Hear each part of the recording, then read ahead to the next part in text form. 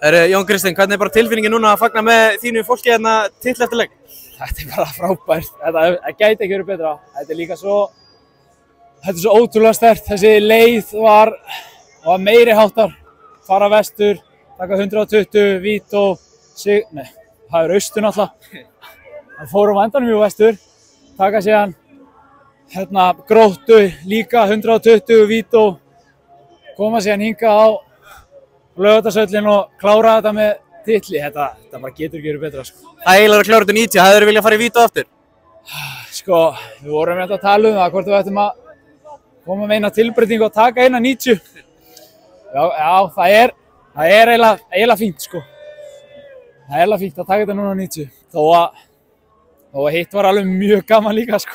Hvernig er tilfinningin í leiknum? Kannski lokaður fyrir áleikur, þú þurftur að verja þarna einu sinni sérstaklega og svo kannski opnast þetta svona örlítið í seinni hálfleik, sérstaklega undir lokin. Já, þetta var svona, þetta var aðeins opnara í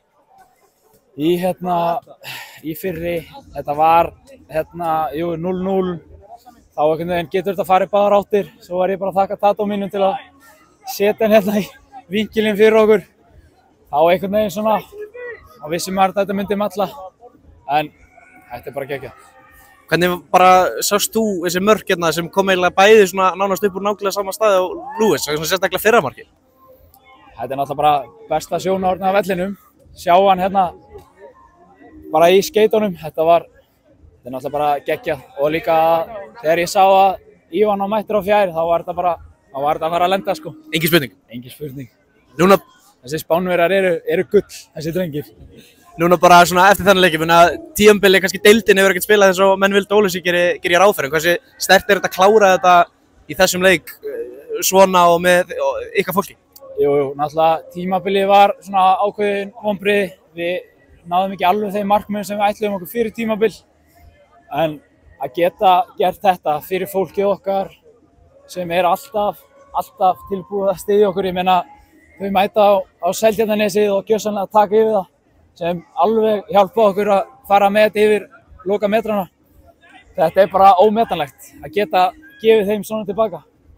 Heldurðu getur haft bara jákvæð áhrif á næsta tímabil að hafa klárað þetta svona frekar en ekki? Alveg 100%. Maður man alltaf eftir seinasta leiknum, fara inn í smá frí núna með þetta á herðunum. Þetta er bara búst, sko. Bara búst. Brynjar auðvitað að taka sinn seinast leikinn Víking allan í bili, bara hversu mikilvægur er hann búinn að vera í starfinu þarna fyrir vestan? Bara frábær.